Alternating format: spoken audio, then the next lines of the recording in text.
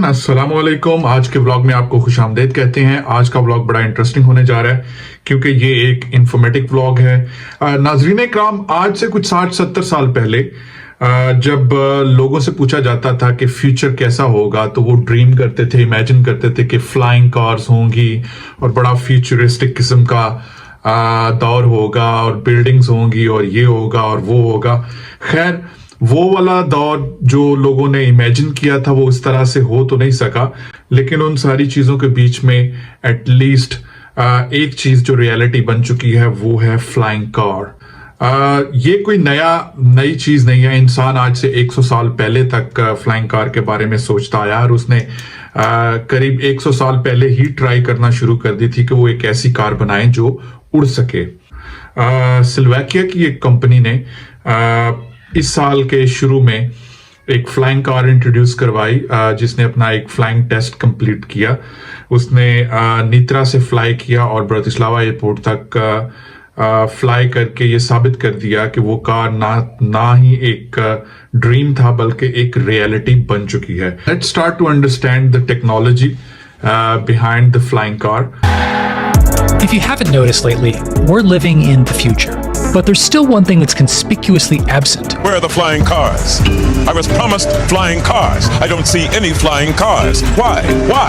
Why? There would ever be an aircraft where you could just jump in and be able to take off and 1917 के अंदर कहा जाता है कि पहली रोडेबल फ्लाइंग कार बनाने की अटेम्प्ट की गई ग्लेन कर्टिस नाम के आदमी के थ्रू। उन्होंने कोशिश की कि एक ऐसी कार इंट्रोड्यूस करवाई जाए जो हवा में उड़ सके या एटलीस्ट रोड के ऊपर भी वो जहाज एज ए कार की फॉर्म के अंदर चल सके। कहा जाता है कि इस कार ने जमीन से थोड़ा सा लिफ्ट ऑफ किया, लेकिन उससे ज्यादा वो उड़ने के काबिल नहीं थी, तो ये तजर्बा भी कामयाब नहीं रहा। इसके बाद 1933 के अंदर यूएसए के अंदर एक कंपटीशन अरेंज किया गया जिसको द फ्लाइंग कंपटीशन का नाम दिया गया, जिसमें शर्त ये रखी गई कि एक ऐसा एयरप्लेन या एयरप्लेन कार इंट्रोड्यूस करवाई जाए जिसकी कीमत $700 से कम हो या इससे नीचे नीचे हो। इस कंपटीशन के अंदर बहुत सारी कार्स के मॉडल प्रेजेंट किए गए जो फ्लाइंग कार को कहलाने वाले मॉडल्स थे। इनमें एक मॉडल जो द एरोबाइल के नाम से एक कार इंट्रोड्यूस करवाई गई जो वाल्डो वाटरमैन नाम के शख्स ने करवाई। ये कार दिखने में एक जहाज की तरह थी और इसके विंग्स भी थे और ये कार उड़ने के काबिल भी हुई। इसने एक प्रॉपर फ्लाइंग टेस्ट किया। ये गाड़ी जैसे दिखने वाला एयरक्राफ्ट था जो वाकई में उड़ने के काबिल था, लेकिन ये कभी भी प्रोडक्शन की तरफ नहीं जा पाया क्योंकि उस टाइम पे ग्रेट डिप्रेशन का टाइम चल रहा था। लेकिन इसके बाद एक प्रॉपर फ्लाइंग कार की अटेम्प्ट 1945 में हुई रॉबर्ट एडिसन फुलटॉन की तरफ से। इन्होंने एक ऐसा एयरक्राफ्ट बनाया जिसको एयरफीबियन के नाम से पुकारा गया। दिखने में ये बिल्कुल एक फ्लाइंग एयरक्राफ्ट की तरह थी, लेकिन नीचे का उसका आगे का जो हिस्सा था वो एक गाड़ी की तरह दिखता था, 4 व्हील के ऊपर था। और ये एक ऐसा एयरक्राफ्ट था जो उड़ भी सकता था और रोड के ऊपर चल भी सकता था। ये दिखने में बिल्कुल एक एरोप्लेन की तरह लगता था, लेकिन डिफरेंस सिर्फ ये था कि इसका आगे का हिस्सा डिटैचेबल था, उसको विंग्स के साथ से सेपरेट किया जा सकता था। इसको विंग्स के साथ से सेपरेट करने में और दोबारा कंबाइन करने में करीब 5 मिनट का टाइम लगता था। अपने टाइम के लिए एयरफीबियन एक इंतहाई जबरदस्त किस्म की इनोवेशन थी जिसको फ्लाइंग सर्टिफिकेशन भी मिल गया था, लेकिन ये कभी भी प्रोडक्शन की तरफ नहीं जा पाई क्योंकि कंप्रोमाइज करने की वजह से ना तो ये एक प्रॉपर एयरप्लेन की तरह लगती थी और ना ही एक गाड़ी की तरह। जब इसको डिटैच किया जाता था तो इसका आगे का हिस्सा प्लेन का जो कार बनता था वो दिखने में एक बदसूरत किस्म की कार थी जिसको लोगों में एक्सेप्टेंस बहुत ज्यादा नहीं मिल पाई। ऊपर से 1945 की वर्ल्ड वॉर 2 की वजह से इस कार की प्रोडक्शन के लिए कभी भी इतने फंड्स इस कंपनी को नहीं मिल पाए जिसकी वजह से ये प्रोडक्शन में आ पाती। और इसके बाद आई कॉन एयर कार जो कि एक इंडस्ट्रियल डिजाइनर हेनरी ड्रेफुस ने इंट्रोड्यूस करवाई। अब ये चीज दिखने में ऐसे लगता था जैसे एक नॉर्मल कार के ऊपर एक प्लेन चिपका दिया गया हो, तो दिखने में ये आइडिया बड़ा वाहियात किस्म का लग रहा था। ना तो ये कार लगती थी और ना ही ये प्लेन लगता था। इसको भी डिटैच करने में करीब 5 से 7 मिनट का टाइम लगता था। प्लेन के विंग्स कार से बिल्कुल सेपरेट हो जाते थे और बाकी की जो कार रहती थी वो मूवेबल होती थी। अगर इसका कंपैरिजन एयरफीबियन से किया जाए तो एयरफीबियन दिखने में एटलीस्ट एक प्रॉपर एयरक्राफ्ट लगता था, एयरप्लेन लगता था, लेकिन ये वाला मॉडल दिखने में ना तो एयरप्लेन लगता था और ना ही कार। ये दोनों को कंबाइन करके उनका मिक्स्ड अप बना दिया गया था, जिसको लोगों ने मेंटली एक्सेप्ट नहीं किया। अपने टाइम के लिए ये भी एक आइडिया अच्छा था, लेकिन अपनी तीसरी टेस्ट फ्लाइट में ये कार क्रैश हो गई, जिसकी वजह से ये प्रोजेक्ट भी फेलियर की नजर हो गया। और इस एक्सीडेंट की रीजन जो बनी वो ये थी कि पायलट ने रीडिंग देखी, गाड़ी के अंदर के पेट्रोल काफी है, लेकिन एक्चुअली प्लेन के अंदर पेट्रोल खत्म हो चुका था और वो गाड़ी के पेट्रोल की रीडिंग लेता रहा, जिसकी वजह से पेट्रोल खत्म होने की वजह से ये क्रैश इंसिडेंट अकर हुआ। इस क्रैश के बाद लोगों का कॉन्फिडेंस लूज हो गया इस प्रोजेक्ट से और इन्वेस्टर भी पीछे हट गए इस प्रोजेक्ट से। इसके बाद आते हैं मोल्टन टेलर। ये पहले आदमी थे जिन्होंने ये आइडिया इस्तेमाल किया कि मैं एयरफीबियन के डिजाइन को ही लेता हूं और उसके विंग्स को ऐसे मोल्डेबल बना देता हूं कि वो मोल्डेबल हो जाएं, उनको मोल्ड करके गाड़ी के पीछे ही सेट कर दिया जाए।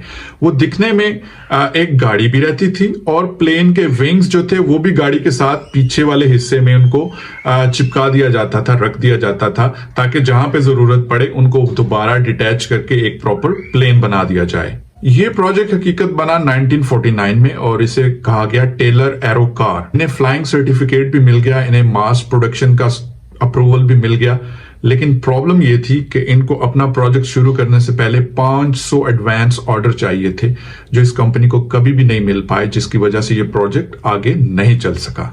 शायद 1950 के अंदर इंसान को पैसों की भी कमी थी और टेक्नोलॉजी की भी कमी थी, जिसकी वजह से वो एक अच्छी फ्लाइंग कार बनाने में कामयाब नहीं हो सके। लेकिन आज के मॉडर्न दौर के अंदर जहां पे ना तो पैसे की कमी है और ना ही आज के दौर में एडवांस टेक्नोलॉजी की कमी है, तो इस दौर के अंदर इंसान ने इंतहाई बेहतरीन किस्म की फ्लाइंग कार की अटेम्प्ट्स की, जो वाकई ही एक फ्यूचरिस्टिक किस्म की अटेम्प्ट्स थी। चलते हैं और आपको बताते हैं इन अटेम्प्ट्स के बारे में।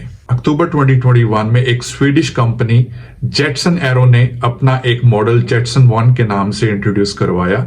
जेटसन 1 एक बड़ा किस्म का ड्रोन है जिसके अंदर एक बंदा बैठ सकता है और इसको फ्लाई कर सकता है। इसको आप कहीं से भी टेक ऑफ कर सकते हैं और कहीं पे भी लैंड कर सकते हैं। एक नॉर्मल हेलीकॉप्टर से इसका डिफरेंस यही है कि आपको इसको लैंड करने के लिए कोई प्रॉपर हेलीपैड की जरूरत नहीं, आप इसको अपने घर की छत पे या घर के लॉन के अंदर भी आप इसको लैंड करवा सकते हैं।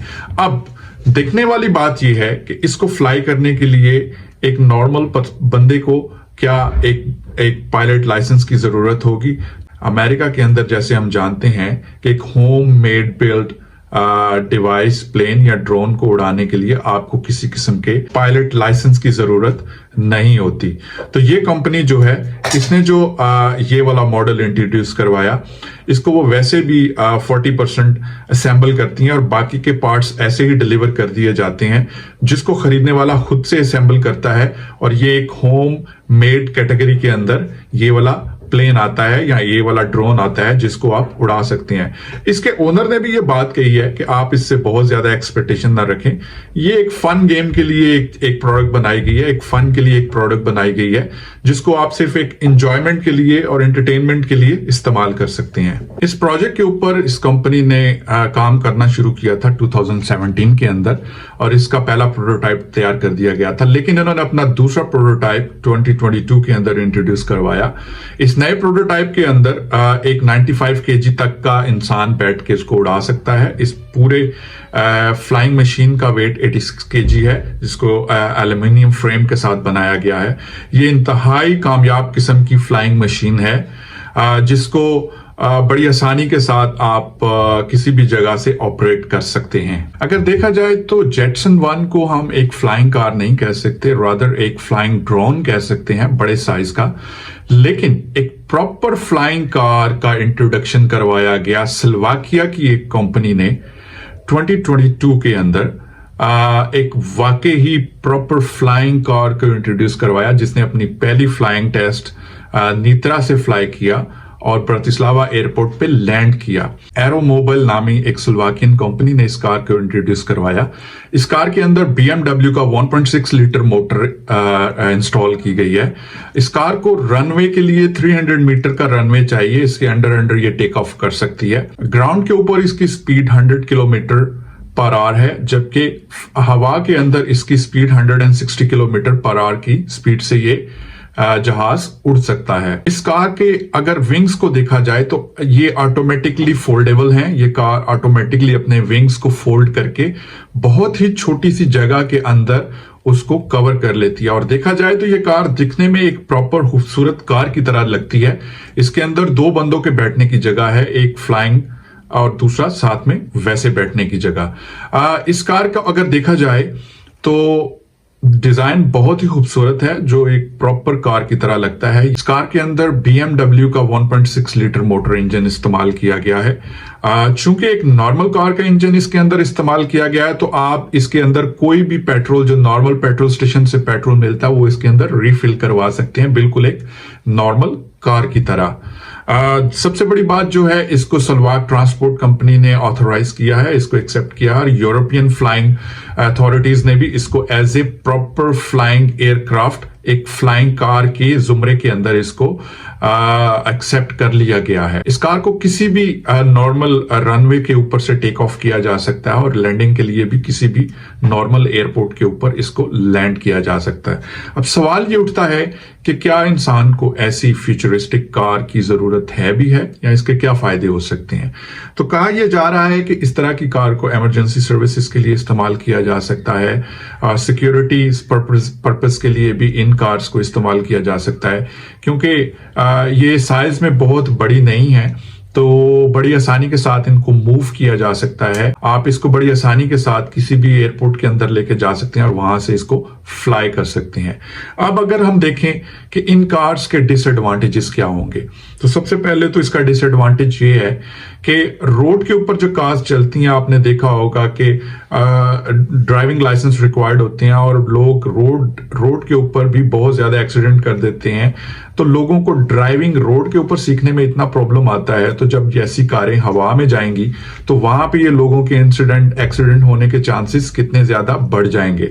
दूसरा ये है कि आपकी गाड़ी जब कहीं खराब होती है तो आप रोड पे एक साइड पे लगा देते हैं, लेकिन अगर यही हवा के अंदर कार उड़ रही हो और इसमें कोई टेक्निकल खराबी आ जाए, और इसके नेगेटिव पॉइंट्स के अंदर पोल्यूशन, नॉइज पोल्यूशन एक बहुत बड़ा एलिमेंट है।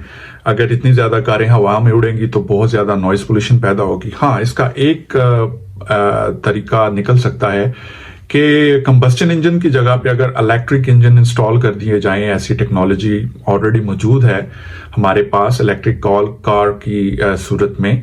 अगर हम चार्जिंग बैटरीज की टेक्नोलॉजी को इम्प्रूव कर दें तो नॉइज पोल्यूशन का इशू भी हल हो सकता है। बट एनी हाउ, ये इंसान की एक अचीवमेंट है कि उसने एक flying car, proper flying car introduce करवा दी है। तो जो उसका एक ड्रीम था इंसान का, वो पूरा हो चुका है, और हम एक्सपेक्ट करते हैं कि आने वाले दौर के अंदर हमें इससे भी ज्यादा फ्यूचरिस्टिक टेक्नोलॉजी देखने को मिलेगी। आज के ब्लॉग को यहीं पे खत्म करते हैं। अगर आपने मेरा चैनल अभी तक सब्सक्राइब नहीं किया तो please subscribe my channel, bell icon को दबाएं ताकि नई आने वाली वीडियो का नोटिफिकेशन मिलता रहे। टिल देन, टेक केयर, अल्लाह हाफिज, बाय बाय।